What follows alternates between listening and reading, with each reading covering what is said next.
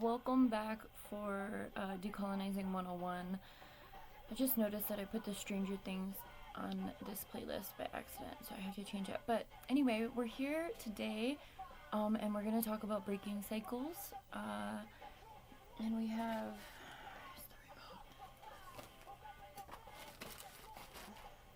Why is my life. Where's the remote? Hang on. I have a desk remote.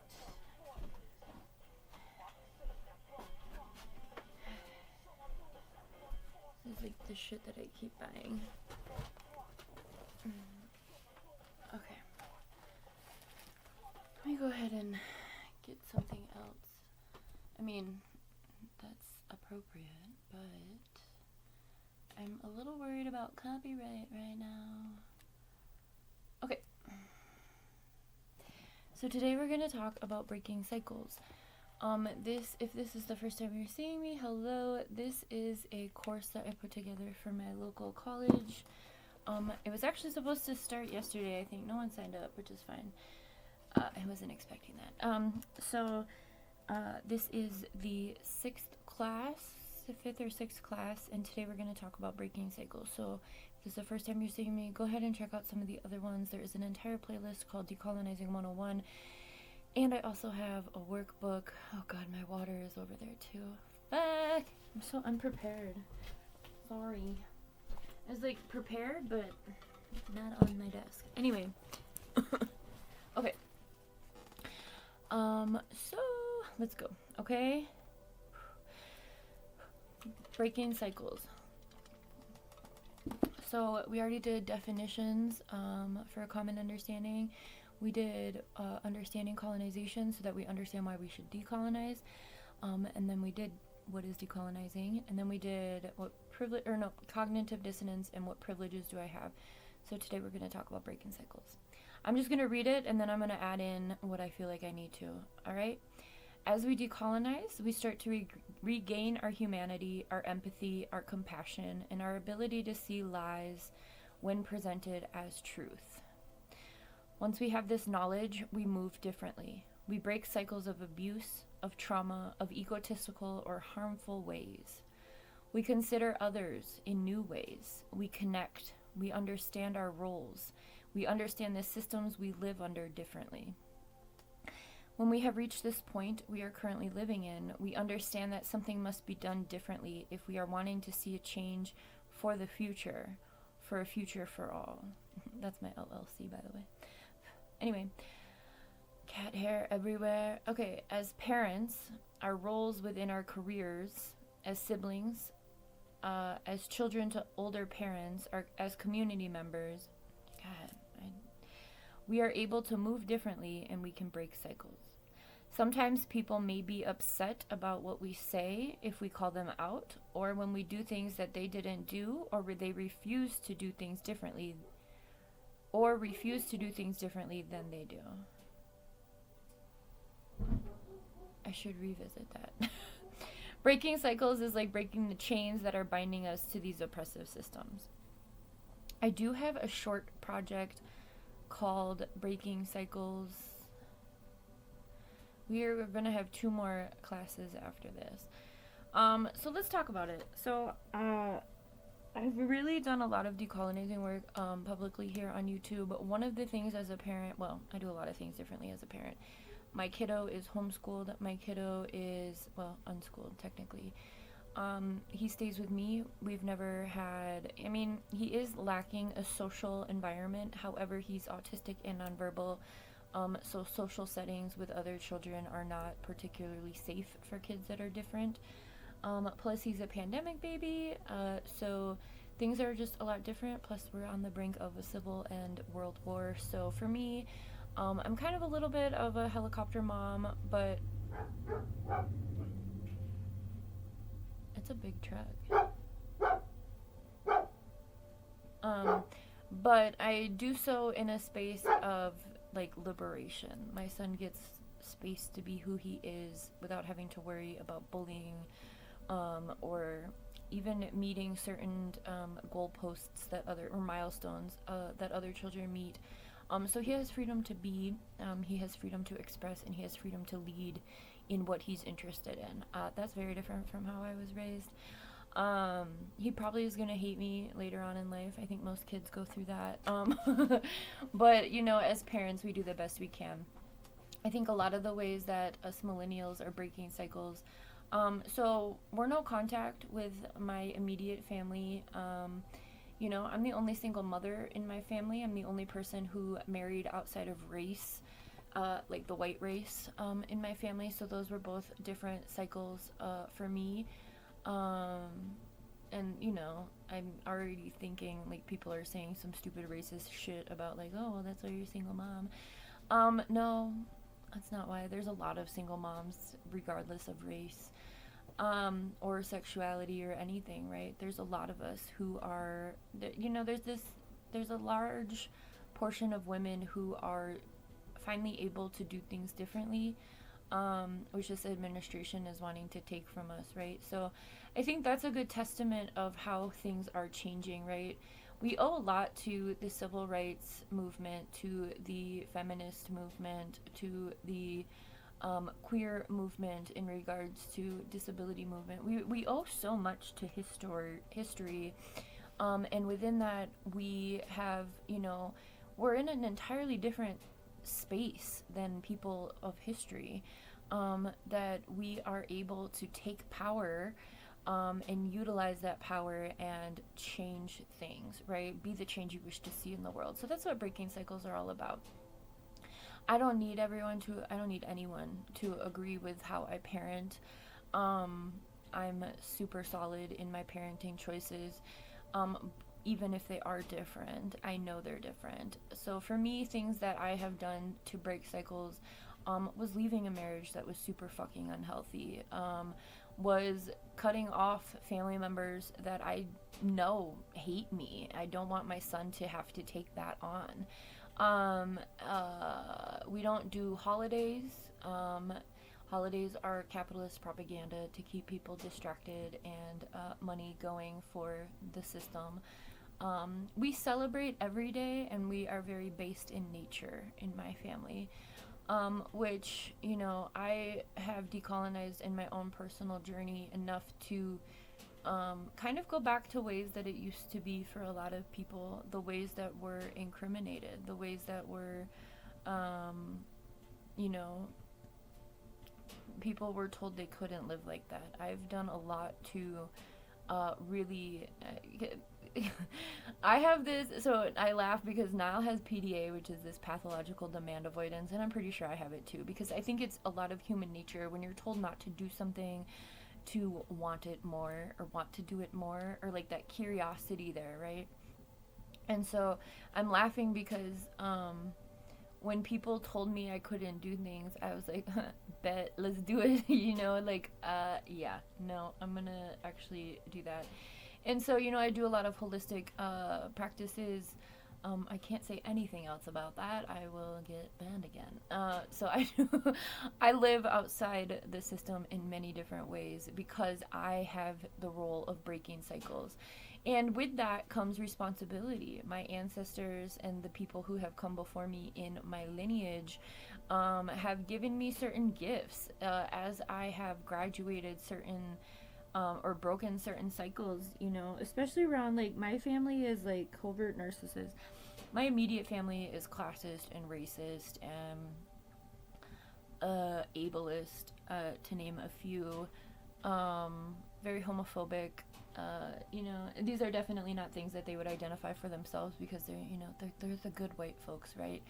But yeah, no, I'm queer. I'm outspoken. I mean, for a long time I wasn't. I smoked to keep myself silent because I knew that that was like the pressure about me speaking up. But I'm just giving examples. So when we know better, we do better. When we the PDA thing, I think, is funny because I always questioned why things were the way they were. I also grew up really not in my house because I didn't like being home. I liked being at my friend's house. You know, her mom was always home, but her mom was like super chill, super cool. They always had good snacks. There's this term called almond mom. My mother perpetrated an eating disorder, my mother and my sister. I've talked a lot about this in other things, and I'm not trying to make this all about me, but I want to give you these examples. I have been on a path of doing things differently for my entire life.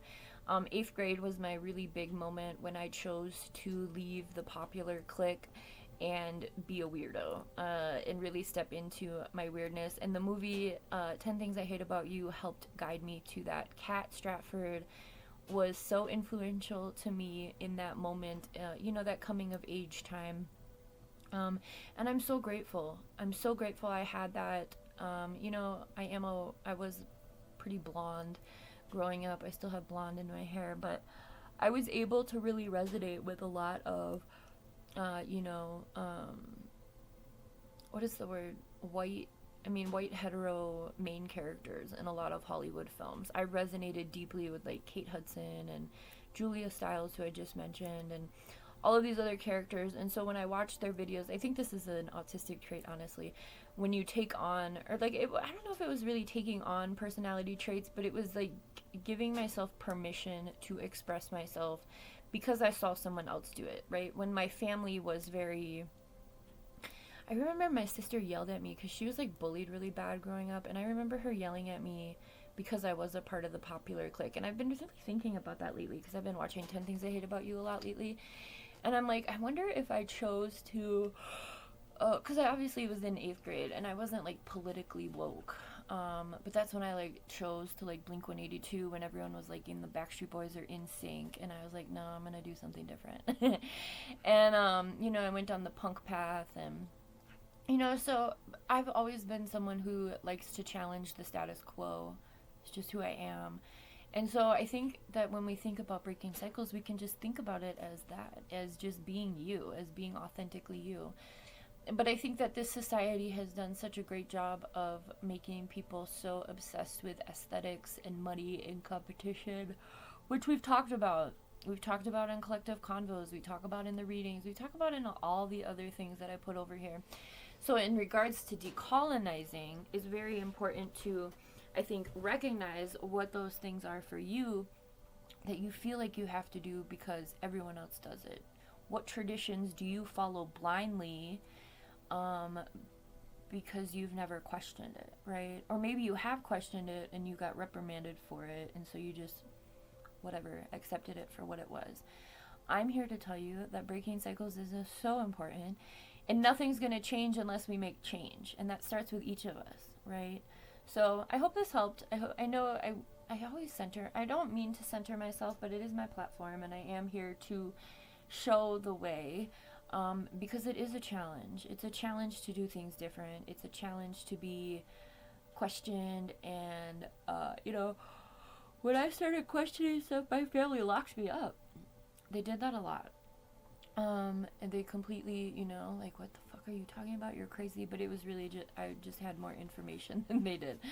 And my mind was blown, literally. Okay, the little emoji, are we all seeing it in our head? That's how my mind was. And so people assumed it was a mental illness, but really it was just I was autistic, and nobody knew until I didn't know until I had an autistic child. And that's why I also thought he was normal, because we're both autistic. And so that's another thing. We're breaking cycles because, again, my family is very, I think my dad was autistic, but there wasn't language for it. But I think often about some of the things that he does or did, and we're very similar in our, like, one thing in particular I can tell you. My dad passed away when I was 14 or 15, I don't remember. But one thing he used to do was listen to music really loud. And he would take off his glasses. And I do that too. When I really want to feel the music, because I'm like legally blind, and so is my father. And so just, I don't know why I'm telling you that. Why am I fucking saying this shit? But I think it's important to recognize, because I think that's an autistic trait, to like hone in on certain senses. I don't know, maybe that's normal. I think normal, I've always said that normal is not real. Like, there's no such thing as normal. Everybody's supposed to be unique. Everyone's supposed to have their own interests, and experiences, and this society has just done such a good job of whitewashing and watering down everybody into doing the same thing. It's called neoliberalism. And it was introduced in the 80s, which was like the decade for self-expression. What the fuck happened, right? Where did that go? It was done on purpose. Everybody is now encouraged. I mean, it's really bad right now. Like, I'm getting such Truman Show vibes from when I like watch TikTok, because like everybody does commercials and they're like all reading the same script, but it's like different people all trying to sell the same shit. That just happened within the past year, and it's weird. So anyway, think about what cycles that you want to break. Think about the things that hurt you when you were little, or maybe if you're a parent, think about the ways that you're hurting your child. And maybe, dedicate yourself to doing things differently, because you can choose to do things differently. And I wouldn't recommend really like talking to a lot of people about it unless you like, I don't know. You can talk to me about it. I'm here. But I mean, like I said, I've been reprimanded a lot for being different or for never conforming, both by the justice system and within my family, and friendships, so it's not exactly an easy path to decolonize. Of course it's not, right? Because colonization is violent. Colonization is easy. You don't have to be smart, right? Like, look at these ICE people, all day, every day. They are not smart people, but they are violent. And that's what colonization does. It's violence. So it takes a lot more strength to not react, but to forge your own path. And breaking cycles happens. It's like a reciprocal relationship. When you choose to do things differently, then cycles are going to break automatically. I have this zip tie here, which is really interesting, because I'm thinking of, like I said in what I read, and if you want a copy of the workbook, you can just email me at ascendingwithashleigh. I'll get you a copy, a PDF. But oh shit. But the chains. So I'm thinking about like how like protest cops show up with like zip ties to arrest people and shit. But I'm thinking that because of the chains. So when we're breaking cycles, we're breaking those chains, right? I think the thing about this is that there's a fine balance between, again, I said something about the ego. There's a fine balance between being like an egotistical dick about this and be like, I'm better than everybody. You're not. You're just choosing differently.